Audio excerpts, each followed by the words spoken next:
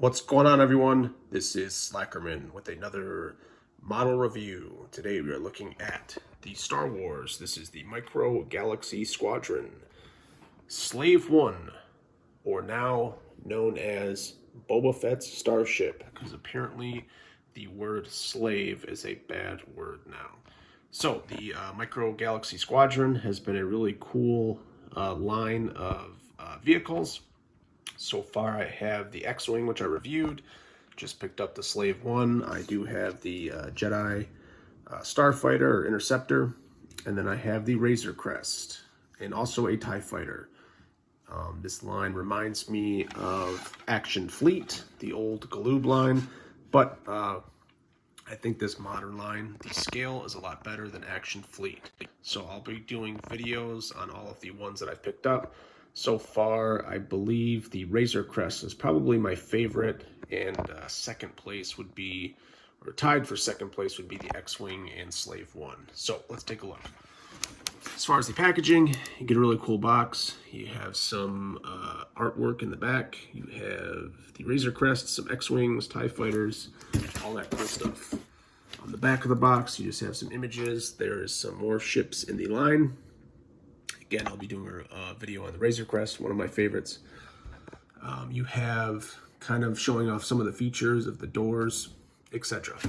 So, taking a look at the model, the first thing to point out is the counterweight system. So when it's in its landing configuration, you have the big S-foils or wings that are facing down. As you can see in the cockpit, Boba Fett is facing forward.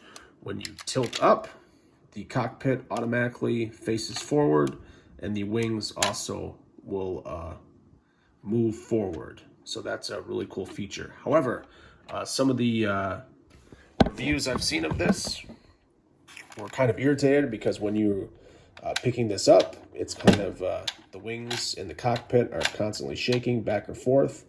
So it's not featured in the box, so I don't know if this is a feature or not. But if you want to lock the wings in place, you just lift the cockpit open, and then the moving cockpit, you just press up, and you'll hear it snap into place. And then you can lock the wings so they're not constantly moving up and down. So now that we have the cockpit and the wings locked, we can take a look. The lighting's kind of bad here, but you can see some of the cockpit details. You have Boba Fett obviously driving the Slave One. This is his repaint armor, so this is taken from the Mandalorian. I think the other figure that comes with this is it Finnick? I forget the lady's name. The Asian lady.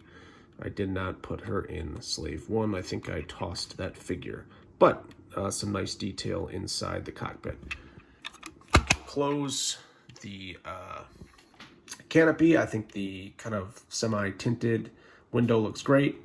So looking at the actual model itself, I think they did a great job with all the weathering and the paint detail. You do have the two heavy blasters that can rotate up and down, so that's great. All of the paint work and the weathering is nicely done. I like the yellow paint and kind of that big thick stabilizer for the fins. So some really cool paintwork. Looking at the back is kind of plain, but I do like this recessed kind of area there. You have your engines and that big vent. Here is the little feature for the seismic charge. So that just door opens up. You can see that there is a seismic charge sculpted in. So that's kind of cool. So when you're landed, let me unlock this again. So to unlock the wings, you just push down and it'll lock to get that feature back. So when you are landed, you have a door here that opens up. So you can see the kind of weapons rack that he has there. There is a door right here that you can push open. That opens up. And then you can see that the loading ramp just popped down. So that's really cool if you want to have it displayed, landed, at least with the ramp going down. That's a cool look. And then again, the door just hooks on underneath. And then if you want to close it, it snaps back into place. This just unsnaps from the hook. You need to have the ramp down first. So close the door, slide the ramp, and then everything is closed up. So again, a really cool model. I really like this Micro Galaxy Squadron line. The scale I like a lot too. So here it is compared to the Jedi Interceptor. I believe that's close. Maybe in the movies, the Slave one was a little bit bigger than this. But again, I do have the hyperspace ring attached. But I like just the overall scale of this line.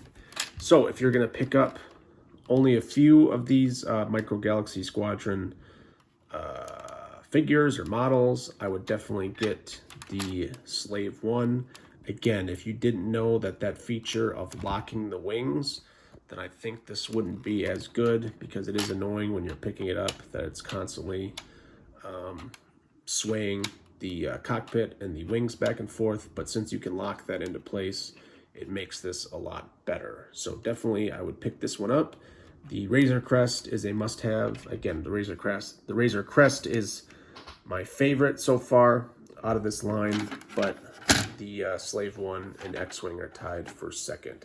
I will be doing some more videos on the rest of the models that I have, so stay tuned for that. So hope everyone liked the video, and thanks a lot for watching.